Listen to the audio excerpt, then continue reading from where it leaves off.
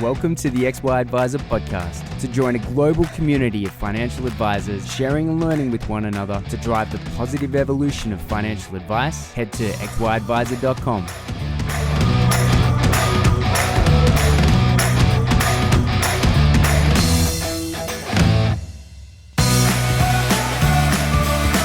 This episode is proudly sponsored by Integrity Life. Just like XY Advisor, Integrity isn't afraid to push for positive change in our industry, especially when it comes to the cost of life insurance.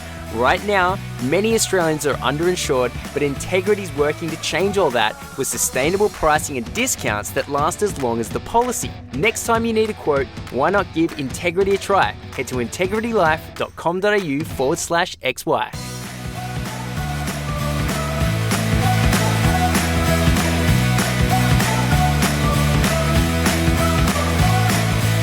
G'day, Clayton here from XY. Getting to chat to from IRESS, Andrew. Thanks for coming in. Hey, Clayton. Good to be here. Yeah. So I discovered how wide-reaching IRESS, specifically Xplan, was when I did sort of 12 months at Advisor Ratings, and they sort of do this annual survey, and it came back with over 50% of the respondents were using Xplan. Now, nothing in any other category got remotely close to that. And it dawned on me how prevalent that Xplan is in the entire industry. And then I sort of thought, well, no one, as far as I could tell, has sat you down and asked, what's your story? How'd you get here? Because, I mean, IRESS is like a multi-billion-dollar multinational company now, right? But 20 years ago, it didn't start out that way. So from my understanding, what I've been able to piece together was that you created Xplan and then relatively quickly was acquired by IRESS, and then relatively quickly you were running IRESS. Is that the story? That's the very high-level summary. But yeah, no, it does feel like a long time ago, and it's funny sitting here in a crisis amidst COVID and post the last GFC, and back at that time it had just been through the Y2K dilemma and the tech crash that happened back there, and it was quite a different story for startups and technology businesses or new ideas, and we thought we had a good idea. We were looking to solve the problems of technology within dealer groups, and at that time advisors were barely using email. Clients certainly weren't using email. Software was distributed on disk or CD at the time, and there was just a better way, and we had a vision for web delivered software, and that's what we set about to do. That's amazing. And did before Xplan, were you an advisor, or how did you land in financial services? So before Xplan, I was working at a company called Vision FPS, which was later acquired by IWL, and they were the makers of Xplan. Right. And so I worked there for a little while after a good start to an actuarial career, and came across this small company and ended up running the development team, and then we had different views of how technology should be built and the problems to solve. And so we naively jumped out and created a startup. So 2002, something like that? Yeah, 2001. 2001. That's a long time ago. That's a real long time ago. In fact, I graduated in 2001, and that seems like prehistoric age to me at this stage. Well, you're making me feel old. But it was a long time ago, and a lot's happened in technology and in the world in that time, and some things come around again. And there was a lot of tech startup at that time, probably the first birth of lots of tech, and we're now living in this age of lots of startup and fintech, and the main difference is that capital is a whole lot easier to come by now than it was back then. I could imagine. And so Xplan, was it a bunch of ex-Xplan team that sort of started Xplan? It was. There was a small nucleus of 2, then 3, then 4 of us, and we grew that team based on what we needed to build, or what the vision was that we saw. And there are lots of things that we've gone on to do that happened after vigorous debates. But we grew that team with different people, and others have come along for the ride. And so we enjoy good tenure, lots of loyal people hanging around to contribute to that original goal and the evolving goals, but there are a lot more people involved these days. Yes, I've walked around your offices a couple of times. So what was IRESS pre-Xplan? IRESS pre-Xplan was a listed business, and it listed in 2000. It provided market information screens and trading software and portfolio software, and it still does that today. Yes. And the challenge at the time for IRESS was it was already successful. And so how could it continue to grow? And this was a problem or a constraint leveled on IRESS for a long time. The reality is quite different. That the business today continues to evolve its franchise, solve problems for clients, and grow within what is that traditional market within this small island of Australia. But it does the same thing. And what we saw was a convergence that was happening between these people called financial planners providing advice and portfolio advice, and retail stockbrokers who were wanting to evolve out of transactional revenue and offer portfolio services. And we saw these things converging, and it's really, really only now that's truly visible in the marketplace. Oh, yeah. IRESS was doing something. They looked to a way for their new growth strategy, essentially. And then you guys, that's a quick turnaround, right? Like 2 years to get picked up by a listed company. That's a rapid turnaround. So it's a little more sorted than that. So there was a transaction that was underway between IRESS and IWL, and IRESS had this view of what the convergence would look like, sought to grow into that adjacent market, and that transaction fell over. And so the option sitting alongside that were these guys that had left that business to create this new thing. And we had stood out already because the team at IWL was talking about what we were doing and had made all sorts of comments. And so we were already on the radar, right. And it was a logical step, although our business was pre-revenue, had good ideas, had some products, but was very early on, and we had a view of how we'd tackle that problem. We could demonstrate how we're approaching it, and that's what contributed to the combined strategy and transaction. Awesome. When once the purchase has occurred, and then financial planning is obviously the focus. But you mentioned it was pre-revenue, so was there many users pre-acquisition?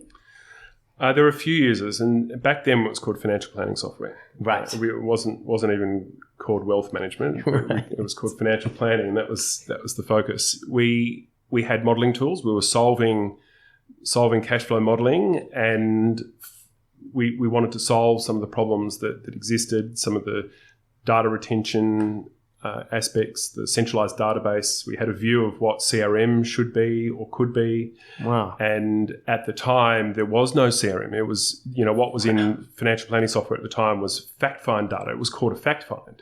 And it had no... Where did it go? Client centricity, right? Where did that data go, though? Oh, the data was used for the plan. Oh, but it didn't reside in like a central... Well, it did, but it wasn't... There was no client centricity. It was all about just a placeholder record for a client, and then it was all about the financial planning. And what we saw was that there was more to how businesses needed to operate around collecting data, monitoring portfolios, and scaling that out, delivering that out on the web, and how businesses would mine data use that to grow. And so we wanted to have a CRM system that was central to how things worked, about the same time as Salesforce started. So we won't worry about that comparison. We fail, and we actually called that module Client Focus because it needed to be at the center of the platform. And then there were modeling tools, then there was portfolio systems. And so the first thing we got onto was with IRESS was to build a portfolio system.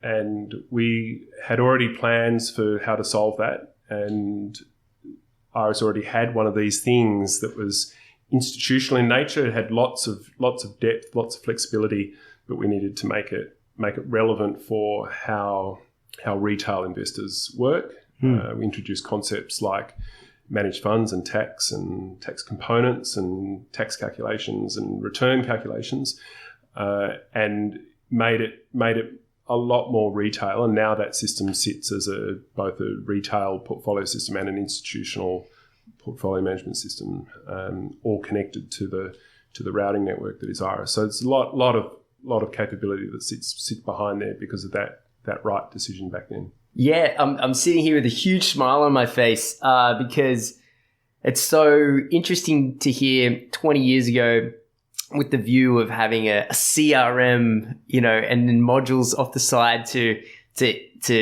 feed or to I guess receive the data that's from the CRM, and you guys were like pioneers of this, which is now the backbone of everything of a service-based business. We all know that just works, but the fact that you guys were some of the first to ever sit down and think about how that could be done efficiently is just like, 20 years ago is a little bit of time ago, but it's not that long ago. And it's amazing that something now that's so prevalent was so cutting edge. And obviously you were right. Like, that's the key thing, right? Well, we didn't know we were right. That's the challenge when you look back, that it looks so obvious, but it wasn't necessarily always that obvious. There are things like within dealer groups where risk advice and investment advice were separate concepts and they were different people. They didn't talk to each other. But for the business that is the advice business, there's one client that needs a risk policy and also might funnily enough have some investments. And so the idea that you would coordinate around who the person was or who the household was or who the client was and share information was different at the time. And so what we've seen since then is, convergence of risk and investment advice and even into mortgages. These things are important for delivering a service that is whole of household or whole of client and not just thinking about a slither. Interestingly, to get back to concepts like efficiency in advice, people want to deliver components or slices and that should be possible, but it's really hard to do and grow a business if you're only ever dealing in the slice.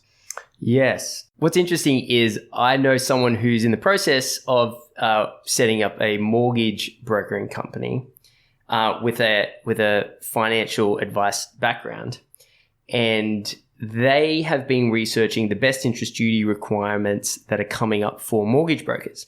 And so this little team is using Xplan to do their mortgages because of the anticipation of how closely I completely agree. Those mortgage brokers will be to the financial planning process. Whether it's a slightly different language or whether it's the exact same structure, but it's a very interesting concept is that they say actually the requirements on the mortgage brokers are going up to the point where I'm just going to get them on to Xplan before that's required. And so the transition across, whether they become full financial planners or whether there's just an easy working relationship with a financial planner, is done. It's just so interesting to see the people thinking ahead and saying, actually, we're just going to get everyone onto Xplan so that the transition's It's easy. the right thing. And we thought that would happen in 2007 when credit licensing came in, or just after the GFC when that occurred, and it hasn't happened yet. I think the other example of that is accounting and advice, or financial planning and accounting, that data is just not shared within same businesses. And I think the crux of this is not so much the software functionality, but how people think about data as an asset, and how to exploit that for growth, whether that is to better know a client, better service a client, cross-sell, grow, deliver the experience. And in this day, customers want digital experiences. Oh, yeah. But if you're one brand that has a different system for mortgages and a different system for financial planning, it gets harder to deliver a unified digital experience. Goodness, yes. So I think thinking strategically about data is the most important thing for businesses thinking about how they might operate with clients online. Yes, because data is now almost synonymous with technology. It's almost like you don't get asked if you use email anymore, right? Do you have email? Well, of course I have email because, I My 14-year-old says he doesn't even read his email, so don't send him anything. So that's a sign of the times. Oh, God, he's on Slack. That's all right. I'll pay it. But essentially, like, the concept of not being on top of data is almost an old world concept now. It's just nuts. Because you need it to... Like, we're a software business, but without data, there is no software. Totally. And so without data, there is no business in most places. Yes. And so thinking about how you collect data, how you house data, and how you optimize data need to be pretty central. It's not just technology. It's actually technology and data, as you say. The other side of that is data risk. And so data protection is really important, both to protect other people's data and the value of the data to your own business. But here and in other places, there is significant exposure if you get that wrong. And we've seen lots of cases of that. But I think the more positive focus is on how to leverage that data and how do you assemble it to deliver a business strategy. Because data itself isn't a strategy. What's the business strategy? What data am I going to use to deliver that? What's the technology I will employ to get there? And it's also not a one-time wonder. This is something that needs to be pretty constant. Yes. In XY, we've taken years to we've actually got a project on at the moment. It's been running for about 3 months. I imagine it'll run for another 12 before we start to get there, because we sort of sat down and identified 56 data points that we need to be on top of and how they each relate to each other, in what part of what process. And then only at that point will we know what levers to sort of to play around with. And so we can effectively test what we're doing, across the company. That is such a huge undertaking. And we're in the early days of being a tech company. And that's daunting even for myself to hear. If I put my advisor hat on, I go, that seems insurmountable. Like it, and in some ways it is, and in other ways it's not. Before we even get to the quality of the input of the data, or even how that data is sourced, I kind of want to jump ahead because this is the one that I'm really interested in, which is, you mentioned before how you optimize that data. What does that mean, and what's an example of that? So having enough data just to produce an advice, deliver advice to a client is actually not the advice. It's not the business of data. That is the end product. But the data that goes into that and should sit behind that is actually much more extensive. The ability to know what's in that data set, to ask the questions that are beyond what the client is asking is really the optimization. And if you don't have it, don't know what you want to do with it, then you won't be able to allow a machine to tell you about it without asking the questions. Yes. And so optimizing it, I mean deriving value from it to grow the business. And if you're not capturing the richness of data from client conversations or from client input that they might have done online, then you're missing out on the ability for a machine in time to tune the quality of that data perhaps, or find missing data, but certainly look for correlations between different data points and sets like you've done in XY. Yes. So this, and I definitely want to come back to the inputs and the quality of the data. But just while we're talking about this, what we're talking about here is, how do you use technology to get responses from clients that deliver aha moments? We're not just asking your first, middle, and last name, date of birth, and tax file number here. We're trying to figure out what it is that you want out of life, and then we kind of want to use short-term cash flow, middle-term, or short-term investing, and then long-term superannuation. So there's these 3 stages of life that we need to use your money to help live your ideal lifestyle now and in the future. And that sentence is difficult to say, but it's even more difficult to get quality data from your clients or potential clients. And then how does technology help assist that, which is a problem that so many people are trying to solve right now. Is this something that Xplan's working on? Because you guys have traditionally done what's the best way to put it is, no one gets fired for using Xplan, right? That is, you're guaranteed for it to work. And it has all the data points in there, and it does all the I wouldn't even say the basics. I'd say it does the advice well. Now there's this whole other aspect of data capture, and the amount of pitches that I've, even myself, right, have seen of companies who want to solve that problem is off the charts. Everyone's after this right now. The thing that we find, and we're doing this because we're helping licensees of all shapes and sizes approach oversight in a different way, or compliance, said differently, is that the only way that is going to be sufficiently robust so people can sleep better is that it's data driven.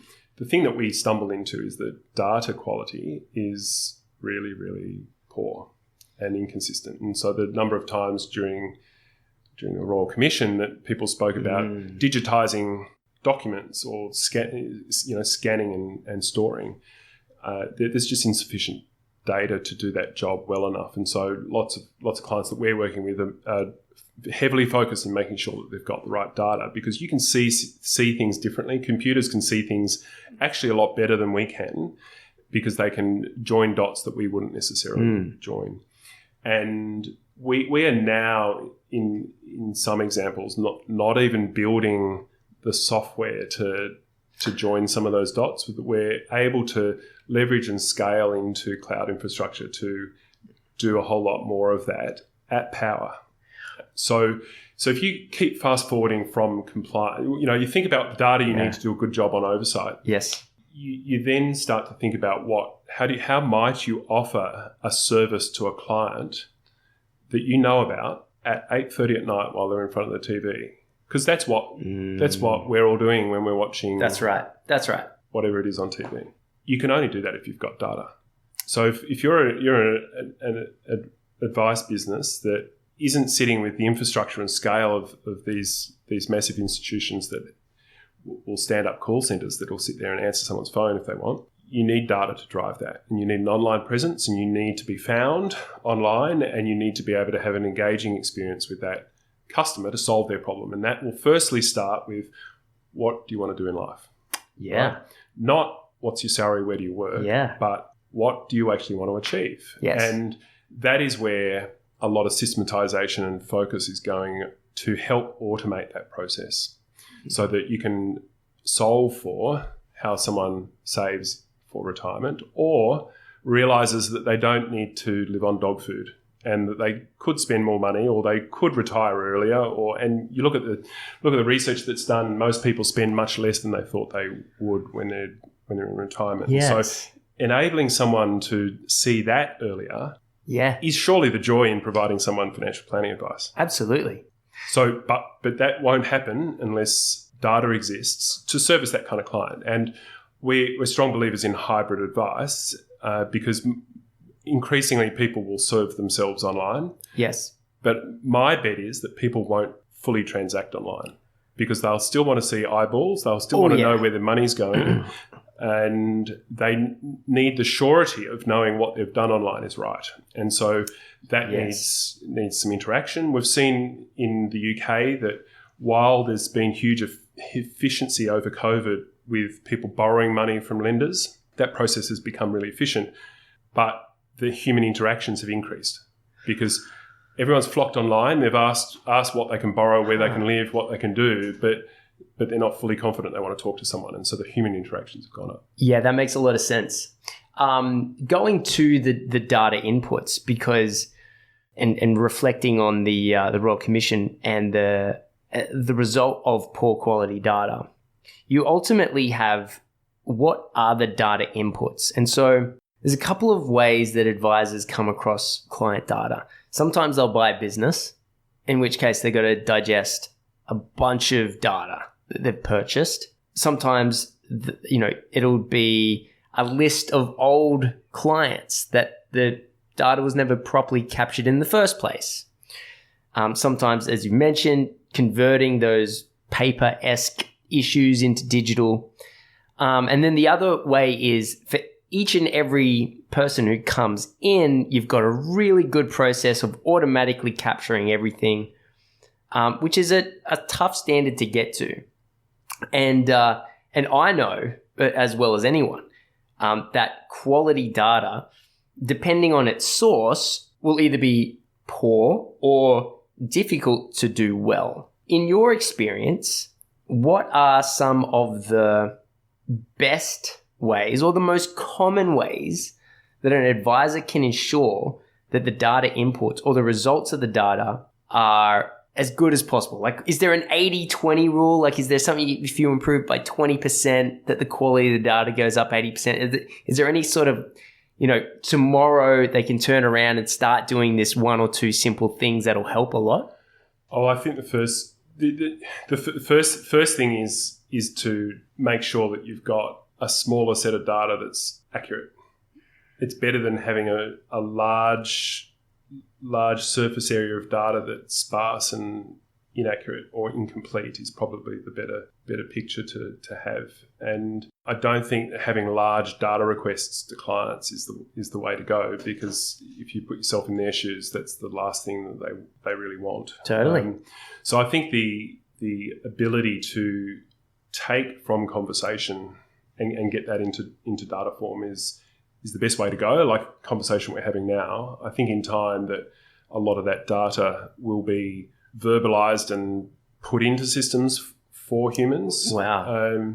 That's certainly the kind of Is that something that you guys are working on at the moment? We're definitely working on things like that to turn content into searchable and verbal search. So whoa. I think that the ability or the opportunity that comes from large compute and machine learning tools is a dream, but that dream is only going to come true if we've got data, and so that really needs to be central. Yeah, right. Now, because I spend a lot of time online, and I like to do a little bit of research before we kick off any interviews. I was noticing that in South Africa there seems to be a pretty big IRESS exposure. So did you lead that strategy? When did that happen? Or was that pre-Xplan, or what's going on? So we had, I spoke about insurance advisors and investment advisors being separate, and we had lots of clients pushing us, encouraging us to solve this gap. Yep. They wanted to centralise the way they process remuneration across advisors, regardless of the type of advice they give. They want to centralise client records, etc. Compliance is another matter. And so we thought about what we would do and how we would solve that. We built some tools to do risk research, as it's known. Yes. And that led us to join with a business called Plantech that was Melbourne-based and had a risk research business. And we saw great opportunity with the shareholders of that business to combine what we do to try and forge this view of how advice and how wealth management will evolve. And that's not in these silos, with risk being quite separate to investment advice. That business had a very small presence in South Africa. They had one client in South Africa, and so we weren't interested in not being relevant. We either weren't going to be there or we're going to be there, and we decided to be there. And we've acquired quite a few businesses in South Africa now since then. We have about 300 people that deliver trading software, market information software, and advice software, and it's been a really successful venture for us. South Africa is not what you might otherwise expect. It's very sophisticated. Oh yeah. There are more actuaries per capita in South Africa than probably anywhere else. Insurance is quite dynamic and innovative, and wealth is also. And the kinds of problems that are dealt with by product providers in that market span, third world all the way to first world. And so it's been a great source of delivering products to South Africa to see how they're taken up, and the team there is quite keen for that. But it's grown, and the listed market is about a third the size of Australia. But that makes sense. It is no less sophisticated or challenging than we see anywhere else. Yeah, I've met with, digitally, I'd say, over the last few months, a handful of South Africans, and they seem as good, if not better, than anything else that I've seen around. Like these advisors seem really switched on, and it seems like that there's a real collegiate desire to succeed as well, which I find impressive. Big fan of what's going on over there. Is UK, is US, like how far does the global expansion go? Yeah, so we have a big business in the UK as well. In advice, in risk research or risk sourcing, in trading, market data, and private wealth management. Or there we see a strong convergence between the retail stockbroker, and advice. Right. That there are a lot of vertically integrated businesses there, and we service a whole bunch of those. We have about 700 people in the UK at the moment. We also have a business in Paris, in France, really delivering international low latency market data. So there's quite a spread of things that combine to deliver our offering in all places. And the US? We have a presence in Canada, right, and a small presence in the US, where we deliver low latency market data. Interesting. Is the goal to become the monolith of financial advisors around the world? No, because each market's different. And well, that's what I was going to ask. Like, how are you able to capture, say, South Africa, considering the regulatory differences would be massive? So how much work does each regulatory environment require? So Xplan is the same everywhere, mostly the same. There are clearly some differences because of regulatory difference. Yeah. We thought about that from early on, and how we would architect a system that would deploy online, but also with flexible rules and context. Right. So that's really important, because it means that we can make changes and deploy software with scale, and scale matters. Cool. So the reason that we're simply not choosing to be everywhere uniformly is because the distribution models, or the way that advice happens, the topology of advice is really different in different markets. And yes, that matters for how people use software and want to use software, but also regulation. And if there are some markets that are not highly regulated and don't have retirement savings.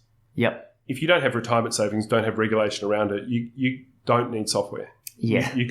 You might do it in Excel, you could do it on an envelope. Right. And so our goal is to undo the inefficiency that's brought about by regulation and other hurdles. So we've been quite selective. we're also not interested in being somewhere that is underscaled, because if you don't have scale, you can't afford to keep reinvesting in technology. And so choosing a vendor is important. Our perspective on it is that you need to have enough scale to keep investing. Otherwise, you will go stale, and your technology will age very quickly. You would be in a very unique position to be able to ask this question. What are the similarities and differences between the different regulatory environments in these countries? And if you could, I'm not sure if you're able to, but if you could give a bit of a judgment call on where each country is, do you think it's overly burdened, or do you think it's maybe a little bit too free market? I'd actually like your opinion on where you see these like markets across the world. There was a change in the UK recently where compulsory annuitisation at retirement was undone. And so for the first time in a very long time, maybe forever, retirees could cash out their pension. Right. And that clearly doesn't happen in Australia, where you're able to cash out from superannuation for a long time. But that has really propelled the need for advice at retirement, whereas the advice at retirement in the past was, well, I have to get an annuity.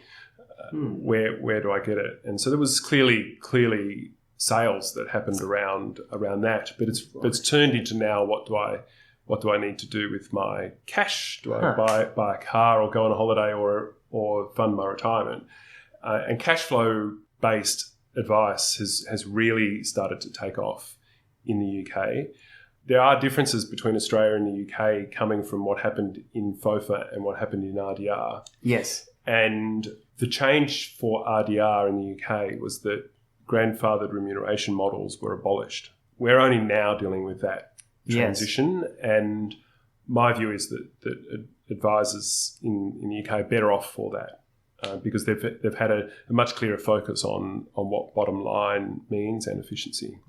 So they pulled the Band-Aid off, whereas we've kind of patched it back up half and then ripped half of it off, and it's been awkward. So that's one difference that I'd describe, but there are many others. I could imagine that it's an infinite. Yeah. And business models are quite different. We're going through a phase here where the advice industry is being dislocated, and two independent licensees and two individual smaller practices. And then at the same time, some are getting verticalized. Wow! In the UK, there has been a real corporatization and verticalization in the mid market and at the top end. So the shape, as you can see, the shape of these markets is actually quite important for the way that advice is accessed and delivered, and costed. Probably the biggest difference that exists between them is the way that wholesale investment platforms or wholesale executing custodians operate. Really? Compared to how advisors access retail investment platforms or transact on advice, implement advice, and also report on that. The scale in the UK is obviously significantly larger than Australia, and so there are businesses there that operate very wholesale arrangements and provide access points for integration that mean for a wealth manager you can have an end-to-end proposition that's very efficient, and both for face-to-face and online. And so a client can open an account online in our software and that transfer cash in near real time and place investments at any time of the day. So the ability to see what is possible, it's not rocket science, but that is definitely one of the biggest differences that I would draw on between the UK and Australia, because the opportunity for an advice business to take the data that they've beautifully manicured and deliver an online presence to a client, and then for that to be end-to-end functional doesn't exist here largely. It exists within very specific vertical silos, but it is not across the market. This is a question specifically about IRESS, because I was sitting in your waiting area one time, and the video came up and it showed all the different industries that IRESS is involved in. At what stage, or I should say, what portion of financial services makes up IRESS's, entire focus, or are you guys really spreading out beyond just financial services? No, we're 100% financial services. Right. We think deep domain knowledge and deep roots matters. Right. And that's where expertise comes. And we definitely have a very broad technology capability. Yeah, I'm pretty sure there was like rockets or something on one of the screens. Maybe they're just pictures. But definitely wide experience in technology, but we apply that deeply within financial services. And so that goes to how we connect a fund manager to a stockbroker to the ASX, Yep. how we help borrowers originate loans. And so some of the startups and high street banks in the UK use our software to do exactly that. And also how we enable super funds in Australia to efficiently operate their funds, service members, and deliver advice. Awesome. Andrew, thanks so much for coming on. I realize, you're a busy man. So I really appreciate you coming here to chat. Is there something that you would like to maybe share with advisors just in terms of where we are, where we're headed, what's next for Xplan and IRESS, and what can I like to sort of leave on a positive note, because there's been so much change in the industry. It's always nice to hear, okay, actually there's a lot of investment going into the future of this industry, right? That's kind of a key message that I like to sort of hear about. So what do you foresee as the next handful of years in terms of financial advice? We're obviously really excited about what technology can do in advice and for advisors. Our vision is that advice practices, small and large, can operate with successful businesses that contribute to the bottom line and really happy customers. And those customers need to be able to see not what their portfolio is worth, but how they're tracking on their plan. And unfortunately for all of us that are immersed in the advice industry, not everyone's sitting around looking at their phone to work out whether they're on track to retirement that might be happening in 20 years' time. But the surety of knowing that that's there and someone is monitoring it, using technology to do that efficiently is a good thing to have. And we're just really delighted to be actually part of helping businesses do that. Awesome. Well, again, thank you so much for coming on. Pleasure. Thanks, Katie.